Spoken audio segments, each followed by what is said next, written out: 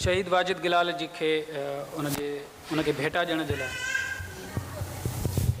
एक सोच, एक उम्मीद जी किरण, एक ख़यालन जी लहर, एक मोहब्बती माण्हू, एक दिलबर, एक प्यारो, एक जगमगाईंदड़ ख़यालन जो महवर, एक जियापे जो जोधो, एक अंधेरे में रोशन सितारो, एक अमर कथा, एक अफ़सानो, एक याद, एक सोच। सिंधियुनि जे दिल में रहंदड़ सिंधियड़ो शहीद वाजिद अली गिलाल। वींदो सायो वाइड़ा ॾाढो ॾाढो कंदे यादि, वींदो सायो वाइड़ा ॾाढो कंदे यादि, जॾहिं वींदो साईं तॾहिं रोईंदे रत, आउं जो पूरो तत तुंहिंजी हिन तारीख़ जो। शहीद वाजिद गिलाल जे लाइ।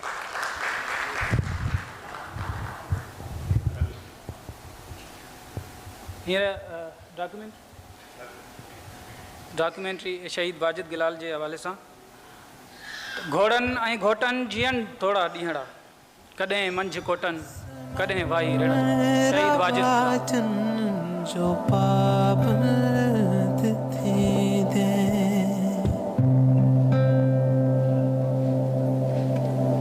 मिले बे किथे हिते हुते मिले बे किथे मुस्कुराए न सघंदे लड़ी लुल कपवदे लवाए न सघंदे।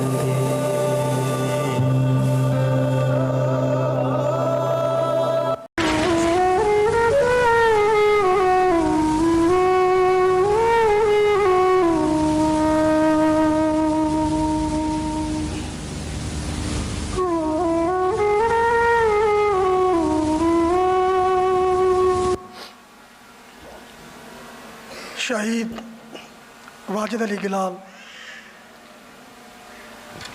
इन सत के जोड़न वारो, एक सोच ॾियण वारो अॼु असांजे विच में ना है, पर एक राह असांखे ॾेई वियो। 28 जुलाई 2022 दोस्त एक सोच ॾिनी, एक ग्रुप जोड़न लाइ। दोस्त के उमंग हुई त सिंधियड़नि खे एक प्लेटफॉर्म ते कीअं गॾु कजे। बेतहाशा मुल्कदड़ मुल्कू वणींदड़ एक मोहब्बती दोस्त असां सां विच में ना है, पर उन जूं काविशूं उन सोच के मां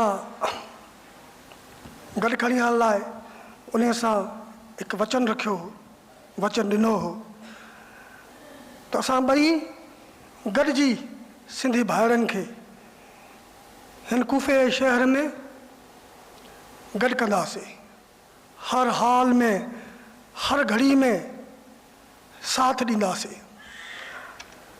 असां रस्तनि ते बि रुलियासीं, असां बाज़ारनि जा बि चकर काटियासीं, चौमासियुनि बरसातनि जे सटिलनि जे लाइ सिग्नल ते कलाकनि जा कलाक बीठासीं। शहीद वाजिद अली गिलाल अॼु उन जी सोच सां असीं जेके जुड़िया आहियूं या भी जेके दोस्त अॼु वेठा आहियो, उन जी हिकिड़ी सोच हुई जंहिंखे मां ऐं कुझु दोस्त असांजा सीनियर दोस्त अमली शक्ल में आणण लाइ ॾींहुं राति महिनत कयूं पिया ऐं इंशाअल्लाह अवां भाइरनि जो साथ रहो, एतमाद रहो त इंशाअल्लाह असां हिकिड़े बहितरीन मक़ाम ते हूंदासीं। गुज़ारिश मां इहा कंदसि अव्हांखे, अवी पंहिंजे रवैयनि ते सिर्फ़ु नज़रसानी कयो, असांखे अवी ट्रायल बेस ते न वठो। यकीन मानियो हिन सथ सां जेके दोस्त जुड़ियल आहिनि, बेलौस ख़िदमतूं करे रहिया आहिनि, बेलौस कावशूं करे रहिया आहिनि, अणथक महिनत करे रहिया आहिनि। असां चाहियूं था त अवीं सिर्फ़ु असांजे कुल्हे सां कुल्हो मिलाए गॾु हुजो। अवां इहा ई उमेद रखंदसि त पंहिंजे सिंधियड़ियुनि खे, पंहिंजे मारूड़नि खे, पंहिंजे गयूर दोस्तनि खे, पंहिंजे अॾनि, पंहिंजे दोदनि, पंहिंजे मोहबती भाइरनि खे छिड़ विछड़ न करणु ॾियो। काफ़ी ॾुख ॾिठा आहिनि असां, बेतहाशा ॾुख ॾिठा आहिनि। असां में एतिरी हाणे सघ न आहे जो अञा कुझु असां बर्दाश्त कयूं। ॿेली ख़ुदारा, हे घड़ी अगरि असांखे हासिलु थी आहे, असां उनखे अवेल कयूं, पंहिंजे पाण सां अची हिकु वचन कयूं त हिन सथ सां जुड़ंदा रहंदासीं ऐं हिन सथ जो हर महल में साथ ॾींदासीं। अवां सां को असां रैलियूं कढण लाइ कोन चवंदासीं, अवां खे असां को झेड़ण लाइ कोन चवंदासीं। असीं महज़ब, पढ़ियल लिखियल, बाशऊर दोस्त आहियूं, भाइर आहियूं, भेनरियूं आहियूं। हर मक़्ते फ़िक्र सां दोस्त तालुक़ रखंदड़ आहिनि ऐं बाशऊर आहिनि। मुंहिंजे ख़्याल आहे त अहिड़नि लफ़्ज़नि खे मूंखे वरजाइण जी ॿीहर तमीज़ या ॿधण जी ज़रूरत कान पवंदी। जिया लतीफ़ जी ॿोली हक़ मौजूद, सजा मौजूद।